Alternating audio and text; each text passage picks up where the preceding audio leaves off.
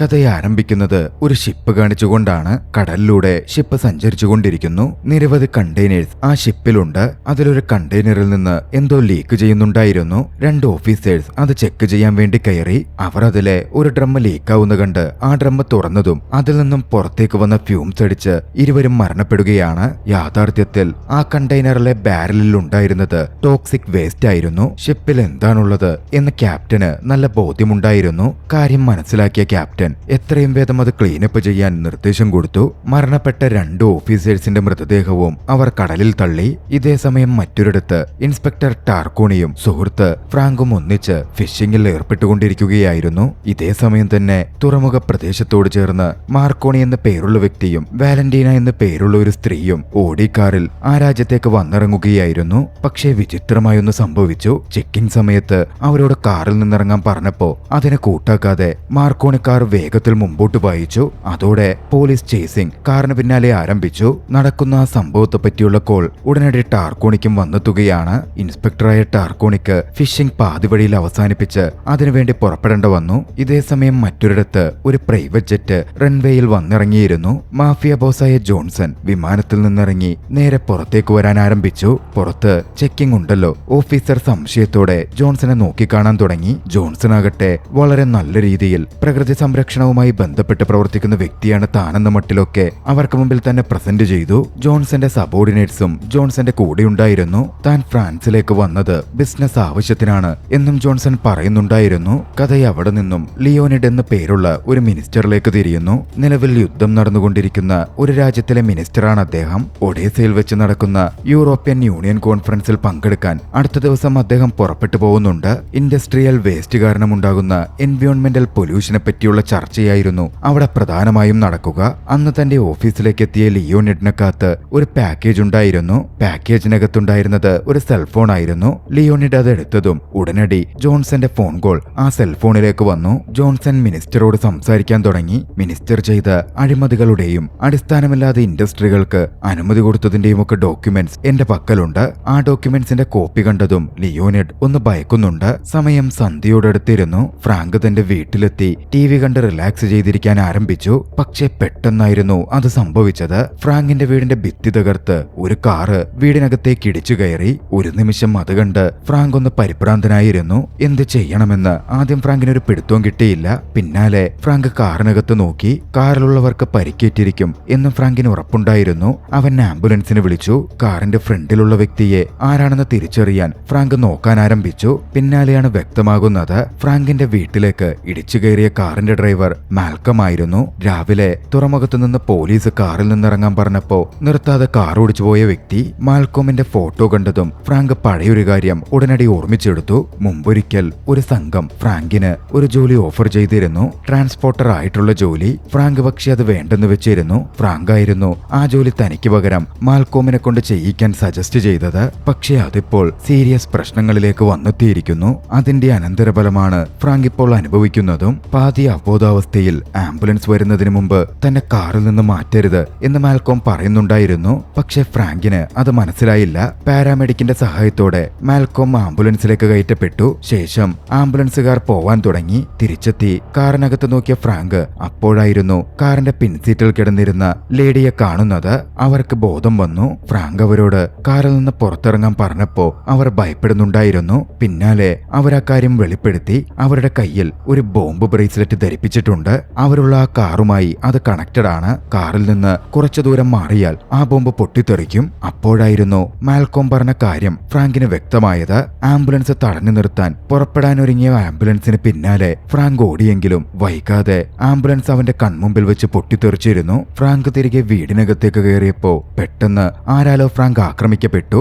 അബോധാവസ്ഥയിലായി. ബോധം തെളിയുമ്പോ ഫ്രാങ്ക് മറ്റൊരിടത്തായിരുന്നു. കൃത്യമായി പറഞ്ഞാൽ മാഫിയ ബോസായ ജോൺസന്റെ ഇടത്ത്. ഫ്രാങ്കിന്റെ കയ്യിലും ബോംബ് ബ്രേസ്ലെറ്റ് ധരിപ്പിച്ചിരുന്നു. ഫ്രാങ്കിനോട് തന്റെ ഓർഡർ ഫോളോ ചെയ്യാൻ ജോൺസൺ ഉത്തരവിട്ടു. ഫ്രാങ്കിന് മുമ്പിൽ മറ്റു വഴികളില്ലാതെ ഫ്രാങ്ക് ഒടുവിൽ ജോൺസൺ കൊടുക്കുന്ന ഡ്യൂട്ടി ഏറ്റെടുക്കാൻ തയ്യാറാവുകയാണ്. ഡ്യൂട്ടി എന്തെന്നാൽ ഒരു പാക്കേജ് മറ്റൊരിടത്ത് എത്തിച്ചു കൊടുക്കണം. ജോൺസൺ ഒരു കാര്യം കൂടി പറഞ്ഞു. മാൽക്കോമിനൊപ്പം ഉണ്ടായിരുന്ന വാലന്റീനയെയും ഫ്രാങ്ക് കൂടെ കൊണ്ടുപോകണമെന്ന്. ഫ്രാങ്കിന് ആദ്യം അതല്പം മടിയായിരുന്നു. പക്ഷേ ഫ്രാങ്ക് പറ്റില്ലെന്ന് പറഞ്ഞാൽ വാലന്റീനയെ വെടിവെച്ച് കൊന്നുകളയും എന്ന് പറഞ്ഞതും ഫ്രാങ്ക് അതിന് സമ്മതിച്ചു. ഫ്രാങ്ക് പറഞ്ഞ കണ്ടീഷൻ തനിക്ക് തന്റെ കാർ തന്നെ ഈ മിഷന് വേണ്ടി വേണമെന്നുള്ളതായിരുന്നു. പിന്നാലെ ബ്രേസ്ലെറ്റും കാറും തമ്മിൽ എങ്ങനെയാണ് ബോംബ് കണക്ട് ചെയ്യപ്പെട്ടിരിക്കുന്നത് എന്ന് ജോൺസൺ വിശദീകരിച്ചു കൊടുത്തു. കളർ കോഡഡ് വാർണിംഗ് സിസ്റ്റം അടക്കമാണ് ബ്രേസ്ലെറ്റ് ഡിസൈൻ ചെയ്യപ്പെട്ടിരിക്കുന്നത്. ഫ്രാങ്ക് ഈ കാറിൽ നിന്ന് 25 മീറ്റർ ദൂരെ പോയാൽ ബ്രേസ്ലെറ്റ് യെല്ലോ കളർ കത്തും, 50 മീറ്റർ ആയാൽ കളർ ഓറഞ്ചിലേക്ക് മാറും, 75 മീറ്റർ ആയാൽ റെഡ് ലൈറ്റ് മിന്നിക്കത്താൻ ആരംഭിക്കും. പിന്നെ വൈകില്ല, ഒരു പൊട്ടിത്തെറിയായിരിക്കും സംഭവിക്കുക. താൻ വലിയൊരു കെണിയിലാണ് പെട്ടിരിക്കുന്നത് എന്ന് ഫ്രാങ്കിന് അറിയാമായിരുന്നു. മറ്റു വഴികളില്ലാത്തതുകൊണ്ട് വാലന്റീനയും കൂട്ടിക്കൊണ്ട് ഫ്രാങ്ക് തന്റെ യാത്ര തുടങ്ങി. പോകുന്ന വഴിയിൽ വാലന്റീനയോട് എന്താണ് നടക്കുന്നതെന്നും അടുത്തതായിട്ട് എന്ത് സ്റ്റെപ്പാ ചെയ്യേണ്ടത് എന്നും ഫ്രാങ്ക് ചോദിക്കുന്നുണ്ട്. പക്ഷെ വാലന്റീന ഒന്നും തന്നെ മിണ്ടുന്നുണ്ടായിരുന്നില്ല. അതോടെ ഫ്രാങ്കിന് കൂടുതൽ ദേഷ്യവും കൺഫ്യൂഷനും അനുഭവപ്പെടാൻ ആരംഭിച്ചു. ഇതേ സമയം മറുവശത്ത് ടോക്സിക് മെറ്റീരിയൽസ് അടങ്ങിയ കണ്ടെയ്നർ അടങ്ങിയ ഷിപ്പ് ഹാർബറിലേക്ക് അടുക്കുകയായിരുന്നു. ഇതേ സമയം ഇൻസ്പെക്ടർ ടാർക്കോണിയാകട്ടെ ഫ്രാങ്കിന്റെ വീട്ടിലേക്ക് അന്വേഷണത്തിന്റെ ഭാഗമായി എത്തിച്ചേർന്നിരുന്നു. വേറൊരിടത്താകട്ടെ മാൽക്കോണിയുടെ കാർ കൊണ്ടുപോയിരുന്ന ട്രക്ക് ജോൺസന്റെ രണ്ടാളുകൾ കൃത്യമായി തടഞ്ഞു നിർത്തി കടന്നു കയറി. കാറിൽ നിന്ന് എന്തോ ഇമ്പോർട്ടന്റ് ആയ ഒരു വസ്തു അവരെടുക്കുകയും ചെയ്തു. ഒരുപക്ഷെ ആ ഡിവൈസ് ബ്രേസ്ലെറ്റ് ബോംബുമായി ബന്ധപ്പെട്ടതായിരിക്കാം, അല്ലെങ്കിൽ അവരുടെ പ്ലാനുമായി ബന്ധപ്പെട്ട മറ്റെന്തോ. ഇതേ സമയം ഫ്രാങ്ക് ആകട്ടെ തന്റെ യാത്ര തുടർന്നുകൊണ്ടിരിക്കുകയാണ്. എന്താണ് നടക്കുന്നത്, എന്തിനാണ് ഇതൊക്കെ സംഭവിക്കുന്നത് എന്ന് ഫ്രാങ്കിനൊരു എത്തും പിടിയും കിട്ടുന്നുണ്ടായിരുന്നില്ല.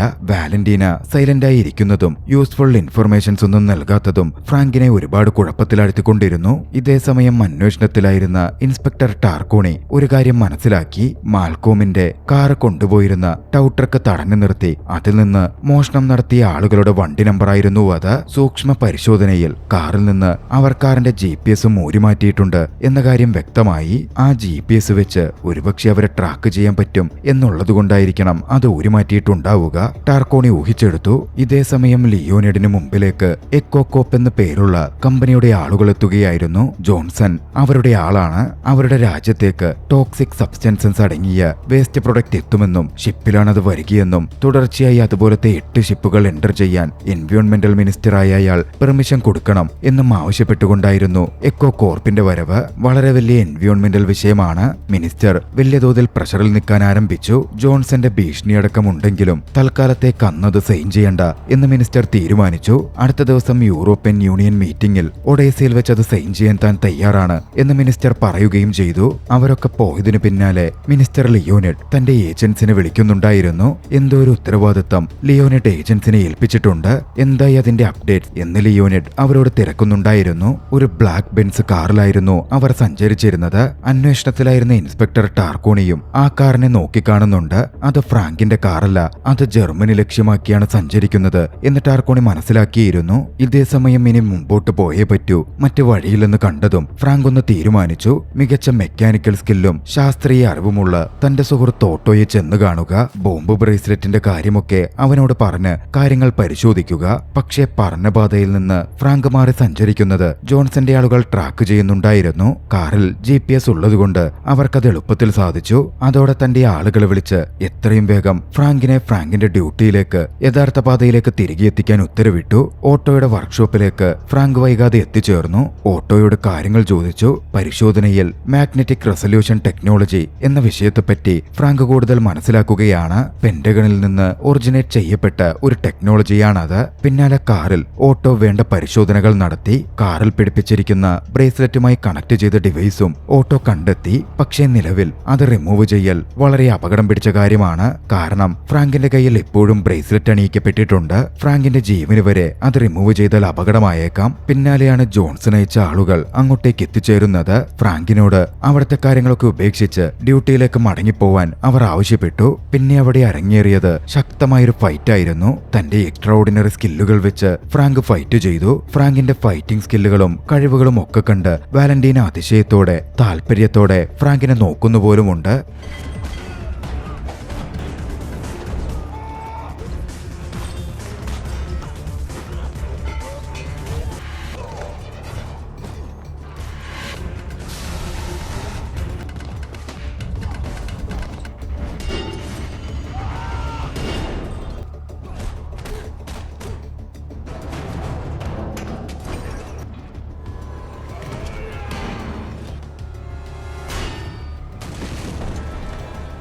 നിലവിലെ ആ അവസരത്തിൽ സുരക്ഷിതമായി ഫ്രാങ്കിന്റെ കയ്യിൽ നിന്ന് ഡിവൈസ് റിമൂവ് ചെയ്യാൻ സാധിക്കാത്തതുകൊണ്ട് ഫ്രാങ്ക് പ്ലാനിലേക്ക് തന്നെ മടങ്ങാൻ തീരുമാനിച്ചു. ജോൺസൺ പറഞ്ഞയിടത്തേക്ക് ഫ്രാങ്ക് എത്തിച്ചേരുകയാണ്. ശേഷം ഫ്രാങ്ക് ജോൺസനെ വിളിച്ചു. മിഷനിൽ നിന്ന് മാറി സഞ്ചരിച്ച ഫ്രാങ്കിനോടുള്ള തന്റെ അതൃപ്തി ജോൺസൺ വ്യക്തമാക്കുന്നുണ്ട്. ഫ്രാങ്കിനെ മിഷനിൽ നിന്ന് പുറത്താക്കുകയാണ് എന്ന് ജോൺസൺ പറഞ്ഞു. ഫ്രാങ്ക് ജോൺസണുമായി സംസാരിച്ചു നിൽക്കുന്ന ഈ അവസരത്തിൽ ജോൺസന്റെ ഒരു വ്യക്തി ഫ്രാങ്കിന്റെ കാർ എടുത്ത് വാലന്റീനയുമായി മുമ്പോട്ട് ഓടിച്ചു പോവാൻ തുടങ്ങിയിരുന്നു. കാറിൽ നിന്നകന്നാൽ ബ്രേസ്ലെറ്റ് വർക്ക് ചെയ്ത് സ്ഫോടനത്തിനിരയായി ഫ്രാങ്ക് മരിക്കുമല്ലോ. ഫ്രാങ്ക് കാറിന് പിന്നാലെ വെച്ചുപിടിച്ചു. തന്റെ കാറ് തിരിച്ചു പിടിക്കാനുള്ള ഫ്രാങ്കിന്റെ ജീവൻ മരണ പോരാട്ടമായിരുന്നു പിന്നെ നടന്നത്.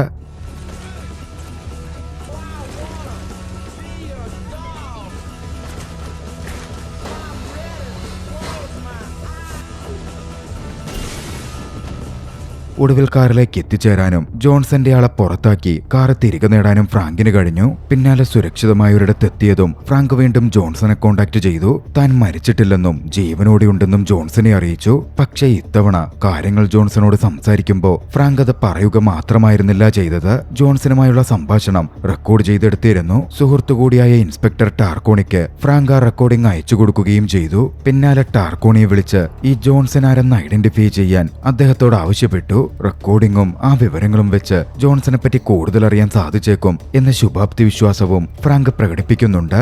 വൈകാതെ ഫ്രാങ്ക് വീണ്ടും യാത്ര തുടർന്നു. പോകുന്ന വഴിയിൽ ഫ്യുവൽ ഫില്ല് ചെയ്യാൻ അവരൊരു ഗ്യാസ് സ്റ്റേഷനിൽ നിർത്തി. അവിടുത്തെ സ്റ്റോറിൽ നിന്ന് വാലന്റീന ഒരു ഡ്രിങ്ക് വാങ്ങുന്നുണ്ട്. അതിനുശേഷമായിരുന്നു യാത്ര തുടർന്നപ്പോൾ ടാർക്കോണയുടെ ഏജൻസി സഞ്ചരിക്കുന്ന ബ്ലാക്ക് ബെൻസ് അങ്ങോട്ടേക്ക് എത്തുന്നത്. ബെൻസ് ഓടിച്ചിരുന്ന ഡ്രൈവർ വാലന്റീനയെ കാറിൽ സ്പോട്ട് ചെയ്തിരുന്നു. പിന്നെ പറയണ്ടല്ലോ, ആക്രമണവും ചേസിംഗും ആരംഭിക്കുകയാണ്. ഏജൻസ് ഫ്രാങ്കിന്റെ കാറിനെ പിന്തുടരാൻ തുടങ്ങി. ഫ്രാങ്ക് വീണ്ടും ജോൺസനെ വിളിച്ചു. തങ്ങളെ പിന്തുടരുന്നവരാരാണ്, എന്താണ് ഈ നടക്കുന്നത് എന്നൊക്കെ ചോദിച്ചു. ചേസിംഗ് ആണ് നടന്നുകൊണ്ടിരുന്നത്. തന്നെ പിന്തുടരുന്നവരെ ഒഴിവാക്കാൻ ഫ്രാങ്ക് തന്റെ ഏറ്റവും മികച്ച ഡ്രൈവിംഗ് സ്കില്ലുകൾ തന്നെ പുറത്തെടുത്തു. 2 ട്രക്കുകൾക്കിടയിലൂടെ 2 ടയറിൽ മാത്രം നിൽക്കുന്ന തരത്തിൽ കാർ ചരിച്ച് ഫ്രാങ്ക് കൊണ്ടുപോയത് ഏവരുടെയും ശ്വാസം നിലയ്ക്കുന്ന തരത്തിലുള്ള ഒരു കാഴ്ച തന്നെയായിരുന്നു. ചേസിംഗ് തുടർന്നുകൊണ്ടേയിരുന്നു. ചേസിംഗിനിടയിൽ ഫ്രാങ്കിന്റെ കാർ ഒരു കാടിനുള്ളിലേക്ക് കടന്നു. ഏറെ ബുദ്ധിമുട്ടേറിയ ടെറൈൻ ആയിരുന്നിട്ടും ഫ്രാങ്ക് വിദഗ്ധമായി കാറ് പായിച്ചു. പിന്തുടർന്നു വന്ന ഏജന്റുകളെ വിദഗ്ധമായ ട്രാപ്പുകളിൽപ്പെടുത്തി അവരുടെ കാറ് ഫ്രാങ്ക് തകർത്തു കളയുകയാണ്. ശേഷം ഒരു നിമിഷം സുരക്ഷിതമായ ഇടത്തെത്തിയതും ഫ്രാങ്ക് ആകെ എക്സോസ്റ്റഡായി പോയിരുന്നു. വാലന്റീന ഫ്രാങ്കിനെ സമാധാനിപ്പിക്കാനും ആശ്വസിപ്പിക്കാനും ശ്രമിച്ചു. ശേഷമാണ് എന്താണ് നടക്കുന്നത് എന്ന് മനസ്സിലാക്കാൻ ഫ്രാങ്ക് കാറിലുണ്ടായിരുന്ന ബാഗേജ് തുറന്നത്.